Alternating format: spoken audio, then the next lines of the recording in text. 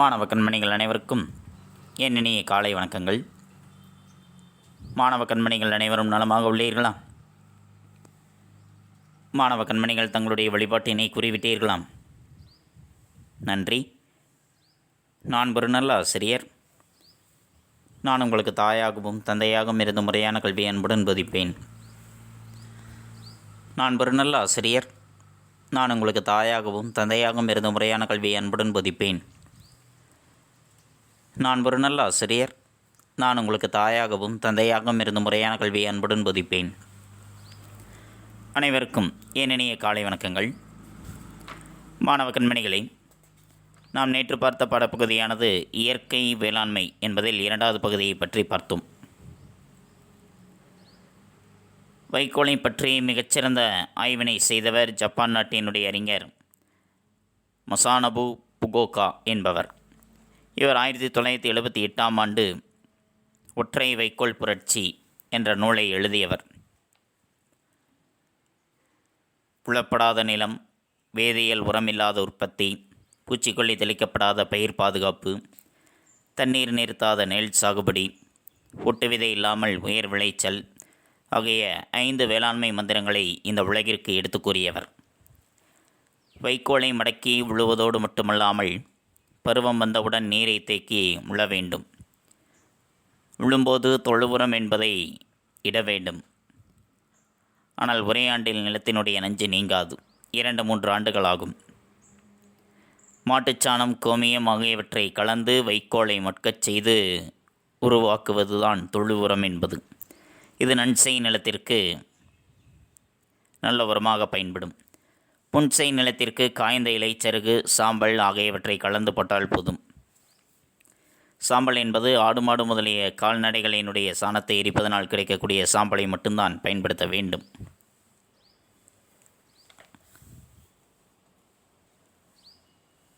நெல்லுக்கு ஊடுபயிராக உளுந்தை போடுவதன் காரணமாக அறுவடை செய்த பிறகு அதனுடைய வேர் முடிச்சுகளில் இருக்கக்கூடிய நைட்ரசன் நிலத்தினுடைய வளத்தை பெருக்கி அடுத்த விளைச்சலை அதிகரிக்கச் செய்யும். பூச்சிக்கொல்லி தெளிப்பதன் காரணமாக பயிரில் இருக்கக்கூடிய பூச்சியை மட்டும் அது அழிப்பதில்லை. விளையக்கூடிய பயிர்களுக்கும் பயிர்களினுடைய உள்ளேயும் அது ஊடுருவுகின்றது. அதனை சாப்பிடுகின்ற மக்களுக்கு ஏராளமான நோய்கள் என்பது ஏற்படுகின்றது. நம்முடைய முன்னோர்கள் எந்த வேதியியல் பூச்சிக்கொல்லியை பயன்படுத்தினார்கள்? வேப்பங்கொட்டை, நொச்சி இலை, புங்கன், பிரண்டை, கற்றாழை இவை அனைத்தையும் நன்றாக இடித்து கோமியத்தில் ஊற வைத்து அதை தெளித்தால் போதும், எந்த பூச்சியும் நெருங்காது.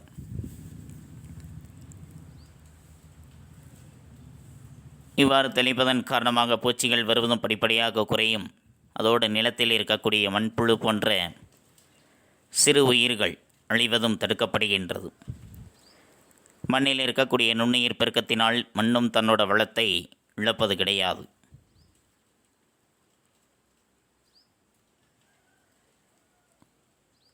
உரத்தையும் இயற்கையாக பயன்படுத்துவதன் மூலமாக நுண்ணுயிர் பெருக்கம் குறையாமல், மண் சத்து வீணாகாமல் நிலமும் நன்றாக இருக்கும். அவ்வப்பொழுது நிலத்தை ஆறப்போட வேண்டும். சரியான கால இடைவெளியில் மாறி மாறி பயிரிட வேண்டும். இவற்றை பற்றித்தான் நாம் நேற்றைய பாடப்பகுதியில் கண்டுணர்ந்தோம். மாணவ கண்மணிகளுக்கு இயற்கை வேளாண்மை என்பது என்ன, அதனால் என்ன பயன்கள் நமக்கு கிடைக்கப் பெறுகின்றது என்பதை பற்றி நன்கு உணர்ந்திருப்பீர்கள் என எண்ணுகின்றேன். இன்று நாம் காண்பது ஏதிலி குருவிகள். ஏதிலி என்பது அகதி. ஏதிலி என்பதனுடைய பொருள் அகதி. அகதிகளாக இருக்கக்கூடிய குருவிகள் எவை, அவை ஏன் ஏதிலி குருவிகள் என்று அவர் குறிப்பிடுகின்றார் என்பதை பற்றி இன்றைய பாடப்பகுதியை நாம் காண இருக்கின்றோம். பாடப்பகுதிக்குள் செல்லலாமா மாணவர்களே? தங்களுடைய பாடப்புத்தகத்தில் பக்கம் எண் 32 எடுத்துக்கொள்ளுங்கள். எடுத்துக்கொண்டீர்களா? நன்றி. அழகிய பெரியவன் வேலூர் மாவட்டம் பேரணாம்பட்டையைச் சேர்ந்தவர். வேலூர் மாவட்டத்தில் உள்ள பேரணாம்பட்டை என்ற ஊரைச் சார்ந்தவர். இவர் 1968 மார்ச் 3ஆம் தேதி அன்று பிறந்தவர். 1968 மார்ச் 3ஆம் தேதி அன்று பிறந்தவர். இவருடைய பெற்றோர் சின்னதுரை கமலம். சின்னதுரை கமலம் ஆகிய இணையருக்கு மகனாக பிறந்தவர்தான் அழகிய பெரியவன். இவருடைய இயற்பெயர் அரவிந்தன் என்பது. இவருடைய இயற்பெயர் அரவிந்தன். தன்னுடைய படைப்புகளுக்காக அழகிய பெரியவன் என்று தன்னுடைய பெயரை மாற்றியமைத்து கொண்டார். இவருடைய பெற்றோர் சின்னதுரை கமலம் ஆகிய இணையருக்கு மகனாக 1968ஆம் ஆண்டு மார்ச் மாதம் 3ஆம் தேதி பிறந்தவர். புதினம், சிறுகதை, கவிதை, கட்டுரை போன்ற பல படைப்பு தளங்களில் இயங்கியவர். புதினங்கள் எழுதுவார், சிறுகதை எழுதுவார், கவிதை எழுதுவார், கட்டுரை எழுதுவார் போன்ற பன்முகங்களானது அவருக்கு இருக்கின்றது.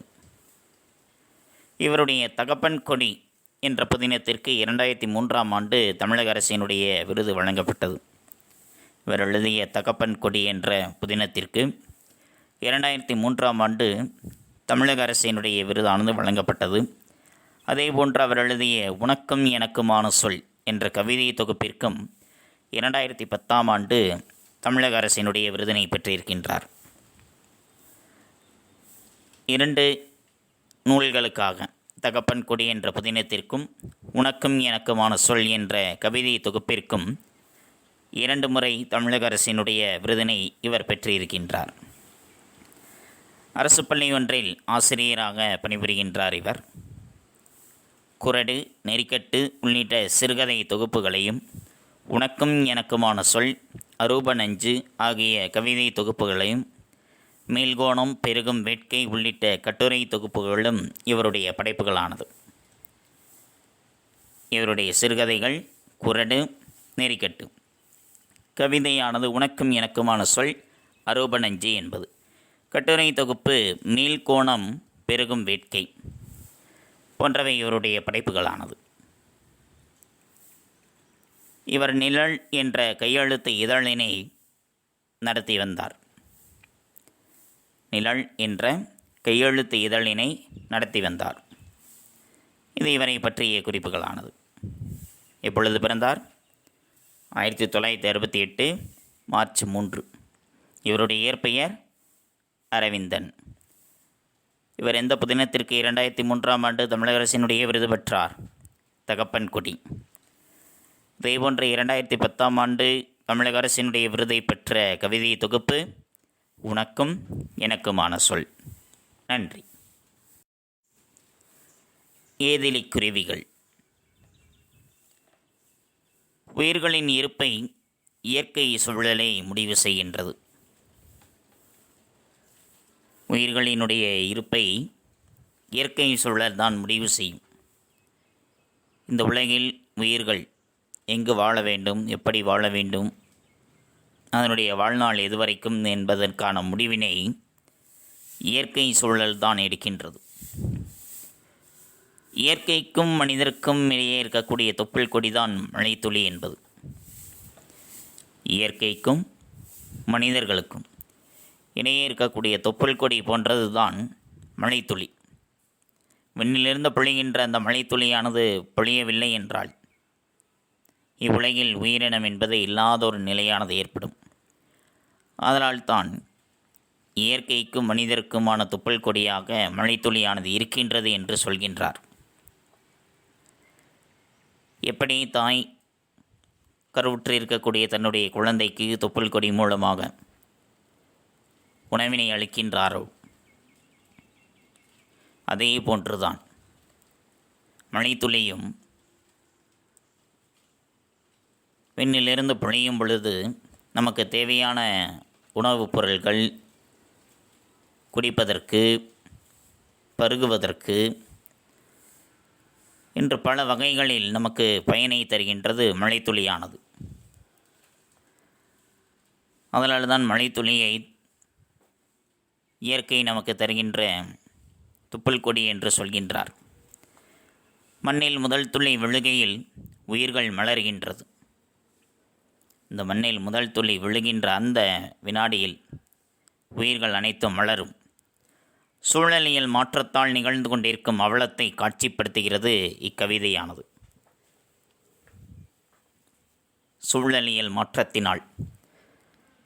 சூழ்நிலை மாற்றத்தினால் நிகழ்ந்து கொண்டிருக்கக்கூடிய அவல நிகழ்வுகளை காட்சிப்படுத்தக்கூடியதுதான் இந்த ஏதிலி குருவிகள் என்ற கவிதையானது.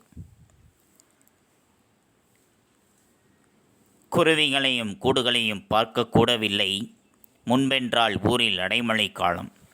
ஆற்றில் நீர் புரளும் கரையெல்லாம் நெடுமரங்கள், கரைகின்ற பறவை குரல்கள், போகும் வழியெல்லாம் தூக்கணாங்குருவி கூடுகள், காற்றிலாடும் புல் வீடுகள், மூங்கில் கிளையமர்ந்து சுழித்தோடும் நீருடன் பாடிக்கொண்டிருக்கும் சிட்டுகள், மண்ணின் மார்பு சுரந்த காலம் அது, வெட்டுண்டன மரங்கள், வான் பொய்த்தது மருகியது மண், ஏதிலியாய் குருவிகள் எங்கோ போயின. குருவிகளையும் கோடுகளையும் பார்க்கக்கூடவில்லை முன்பென்றால் ஊரில் அடைமழை காலம். ஆற்றில் நீர் புரளும் கரையெல்லாம் நெடுமரங்கள், கரைகின்ற பறவை குரல்கள், போகும் வழியெல்லாம் தூக்கணாங்குருவி கூடுகள், காற்றிலாடும் புல் வீடுகள், மூங்கில் கிளையமர்ந்து சுழித்தோடும் நீருடன் பாடிக்கொண்டிருக்கும் சிட்டுகள், மண்ணின் மார்பு சுரந்த காலம் அது, வெட்டுண்டன மரங்கள், வான் பொய்த்தது மருகியது மண், ஏதிலியாய் குருவிகள் எங்கோ போயின. புரிந்ததா? நன்றி. குருவிகளையும் கூடுகளையும் பார்க்கக்கூடவில்லை. இப்பொழுதெல்லாம் சிட்டுக்குருவிகளையும் அவை அமைக்கக்கூடிய கூடுகளையும் நம்மால் பார்க்க முடிவதில்லை. முன்பெல்லாம் ஏராளமான மரங்களானது இருக்கும். மரங்களில் குருவிகளானது கூடு கட்டி இருக்கும். ஏராளமான சிட்டுக்குருவிகளானது பறந்து திரியும். முன்பெல்லாம் நம்முடைய வீடுகளானது ஓட்டு வீடுகள், குறை வீடுகளாக இருந்தது. ஆக வீடுகளில் கூட அவை கூடுகள் கட்டி அங்கே முட்டையிட்டு அடைகாத்து குஞ்சு பொரித்து வாழும்.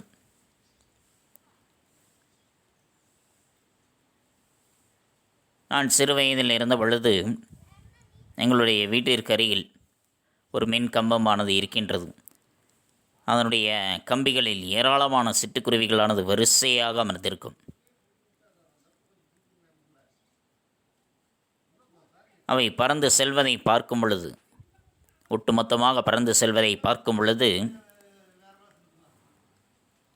அதனுடைய காட்சி கண்கொள்ளா காட்சியாக இருக்கும்.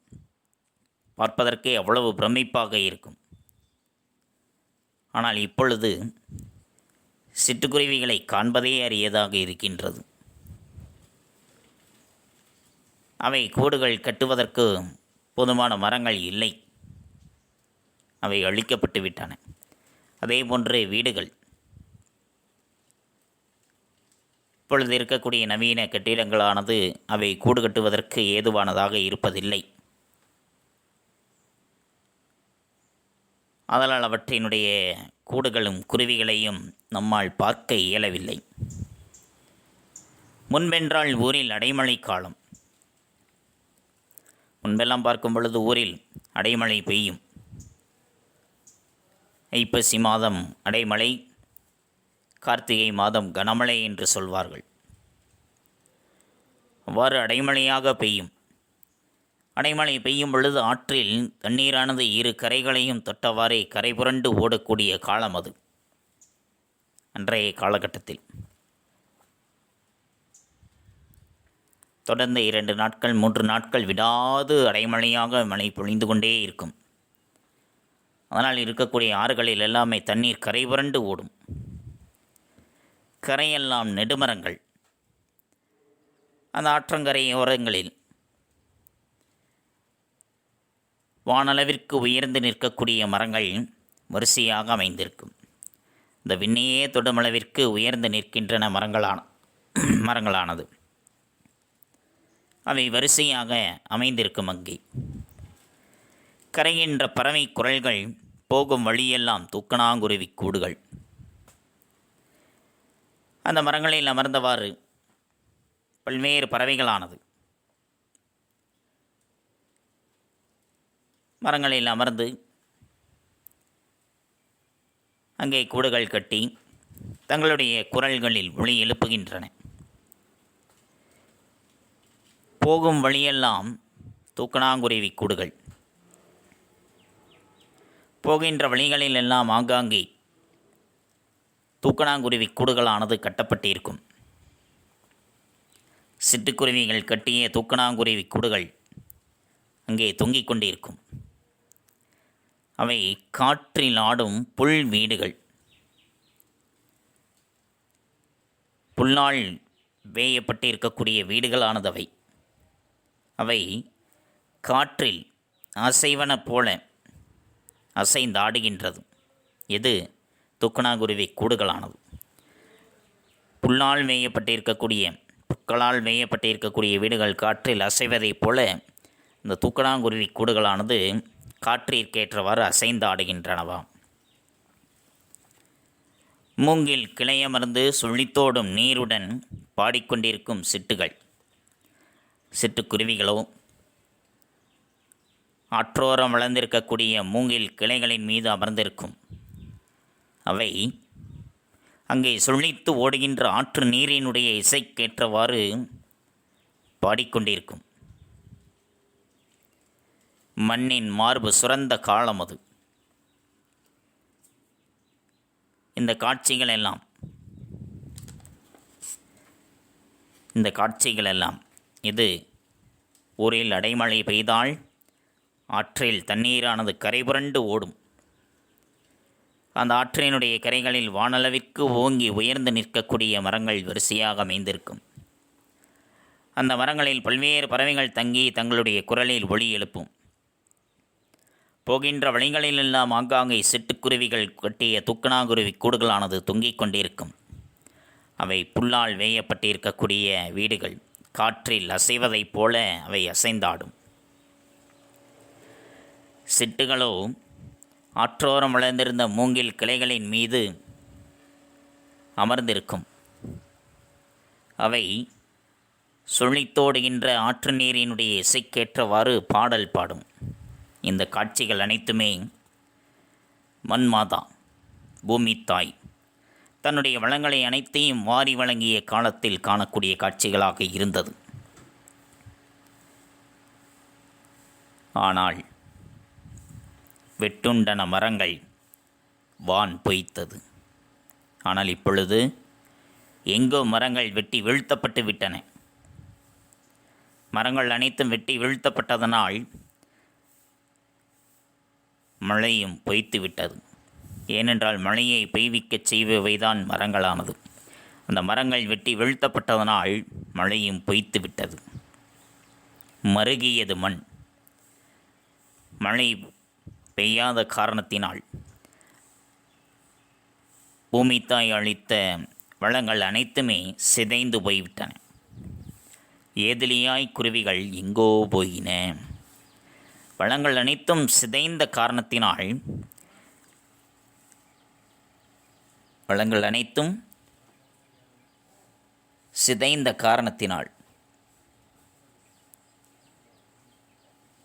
அவற்றையே நம்பி வாழ்ந்து கொண்டிருந்த குருவிகளும் வாழ வழியற்று எங்கோ பறந்து சென்று விட்டன. வளங்கள் அனைத்தும் சிதைந்த காரணத்தினால் அவற்றையே நம்பி வாழ்ந்து கொண்டிருந்த குருவிகள் அனைத்தும் வாழ்வதற்கு வழியில்லாமல் எங்கோ பறந்து சென்று விட்டது. இதுதான் அந்த பாடலினுடைய பொருளானது. புரிந்ததா மன்னர்களே? இப்பொழுதெல்லாம் சிட்டுக்குருவிகளையும் அவை அமைக்கக்கூடிய கூடுகளையும் நம்மால் காண முடிவதில்லை. செயற்கை கூடுகளை விற்பனை செய்கின்றார்கள். அவற்றை வாங்கி வைத்து நாம் பயன்படுத்துகின்றோம். ஆனால் அவற்றிலும் அவை நிரந்தரமாக தங்குவது இல்லை. ஏனென்றால் அவையே கட்டக்கூடிய கூடுகள் தான் அவற்றிற்கு பொருத்தமானதாக இருக்கும். எதனால் அவை காணாமல் போய்விட்டன? மரங்கள் வெட்டப்பட்டு விட்டன. மரங்கள் வெட்டியதன் காரணமாகத்தான் மழை பெய்யாமல் விட்டது. மழை பெய்யாத காரணத்தினால்தான் வளங்கள் அனைத்தும் சிதைந்து விட்டது. வளங்கள் சிதைந்த காரணத்தினால்தான் அவற்றை நம்பி வாழ்ந்து கொண்டிருந்த குருவிகள் வாழ வழியில்லாமல் எங்கேயோ சென்று பறந்து விட்டது.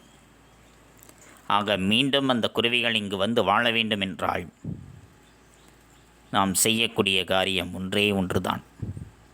என்ன? மரங்களை நட்டு வளர்ப்பது தான். மரங்களை நட்டு வளருங்கள். தங்களுடைய வீட்டை சுற்றிலும் முடிந்தளவு மரங்களை நட்டு வளருங்கள். அது நமக்கு மட்டுமல்ல, நம்முடைய அடுத்த தலைமுறைக்கு மட்டுமல்ல, இயற்கைக்கும் அது மிகுந்த உதவியாக இருக்கும். நமக்கு அளித்த வளங்கள் அனைத்தையும் நாம் திருப்பி இயற்கைக்கு அளிக்கின்றோம் என்றால் அது நாம் மரங்களை வளர்ப்பது மட்டும்தான். புரிந்ததா மாணவர்களே? நன்றி. மாணவ கண்மணிகளே, இதுகாரும் நாம் கண்டறிந்தது ஏதிலி குருவிகள் என்பதன் வாயிலாக குருவிகளினுடைய நிலையை பற்றி பார்த்தோம். இப்பொழுது சிட்டுக்குருவிகளையும் அவற்றினுடைய கூடுகளையும் நம்மால் காண முடிவதில்லை. ஏனென்றால் முன்பு ஊரில் அடைமழை பெய்தால் ஆற்றில் நீர் கரை புரண்டு ஓடும். அந்த ஆற்றின் கரையில் வானளவிற்கு உயர்ந்து நிற்கக்கூடிய மரங்கள் வரிசையாக இருக்கும். அந்த மரங்களில் பல்வேறு பறவைகள் தங்கி தங்களுடைய குரலில் ஒலி எழுப்பும். போகின்ற வழிகளிலெல்லாம் ஆங்காங்கே சிட்டுக்குருவிகள் கட்டிய தூக்கணாங்குருவி கூடுகள் தொங்கும். புல்லால் வேயப்பட்டிருக்கக்கூடிய வீடுகள் காற்றில் அசைவன போல அவை அசைந்தாடும். சிட்டுகளோ ஆற்றோரம் வளர்ந்திருந்த மூங்கில் கிளைகளின் மீது அமர்ந்திருக்கும். அவை சுழித்து ஓடுகின்ற ஆற்று நீரின் இசைக்கேற்ப பாடும்.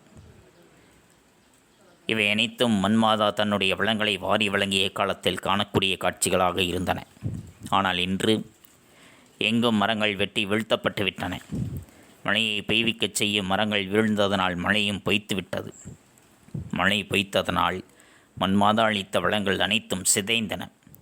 வளங்கள் சிதைந்ததனால் அவற்றையே நம்பி வாழ்ந்து கொண்டிருந்த குருவிகளும் வாழ வழியின்றி எங்கேயோ பறந்து சென்று விட்டன என்பதை பற்றி பார்த்தோம். மாணவ கண்மணிகளுக்கு நன்கு புரிந்திருக்கும் என எண்ணுகின்றேன். அடுத்து நாம் காண்பது பாடப்புத்தகம் படித்தல். பாடப்புத்தகம் படித்தல் பக்கம் எண் 32. பக்கம் எண் 32இல் ஏதிலி குருவிகள் என்பதில் ஆரம்பித்து நூல்வெளி வரைக்கும் மாணவ கண்மணிகள் பாடப்புத்தகம் படித்தலாக எடுத்துக்கொண்டு எழுந்து நின்று உறக்கப்படியுங்கள். தங்களுடைய படித்தல் பயிற்சியினை சற்று மேம்படுத்திக் கொள்ளுங்கள். அடுத்து நாம் காண்பது வீட்டுப்பாடம். வீட்டுப்பாடம் பக்கம் எண் 52இல் குருவினா. இரண்டாவது குருவினா. ஏதிலியாய் குருவிகள் எங்கோ போயின, தொடரின் பொருள் யாது என்பதும். சிறுவினா. இரண்டாவது, காற்றில் ஆடும் புல்வீடுகளுக்கு அழகிய பெரியவன் தரும் ஒப்பீடு யாது, ஏன் என்பதும். இந்த இரண்டிற்குமான விடை தங்களுடைய கோனார் தமிழ் முறையில் பக்கம் எண் 28இல் இடம்பெற்றுள்ளது. ஏதிலியாய் குருவிகள் எங்கோ போயின, தொடரின் பொருள் யாது. எங்கும் மரங்கள் வெட்டி வீழ்த்தப்படுகின்றன. மழையை பெய்விக்கச் செய்யும் மரங்கள் வீழ்ந்ததனால் மழையும் பொய்த்தது. மழை பொய்த்தமையால் மண்மாதா அளித்த வளங்களும் சிதைந்தன. வளங்கள் சிதைந்தமையால் அவற்றை நம்பி வாழ்ந்து கொண்டிருந்த குருவிகளும் வாழ வழியற்று எங்கோ பறந்து சென்று விட்டன. சிறுவினா. காற்றிலாடும் புல்வீடுகளுக்கு அழகிய பெரியவன் தரும் ஒப்பீடு யாது, ஏன். காற்றிலாடும் புல்வீடுகளுக்கு அழகிய பெரியவன் தரும் ஒப்பீடு தூக்கணாங்குருவி கூடுகளாகும். காற்றில் மிகவும் மெல்லிய புல்வீடுகள் ஆடுவன போல தூக்கணாங்குருவி கூடுகளும் அசைந்தாடுமையால் அவ்வாறு கூறினார். இந்த இரண்டு வினாக்களும் தான் வீட்டுப்பாடம். இந்த இரண்டு வினாக்களையும் ஒருமுறை எழுதி பலமுறை படித்து கொள்ளுங்கள். எழுதுவது ஒருமுறை, படிப்பது பலமுறை. அடுத்து பக்கம் எண் 52இல் புத்தகத்தில் பலவுள் தெரிக. வான் பொய்த்தது என்னும் சொற்றொடர் உணர்த்தும் மறைமுகப் பொருள். வானம் இடிந்தது, மழை பெய்யவில்லை, மின்னல் வெட்டியது. வானம் என்பது பொய்யானது.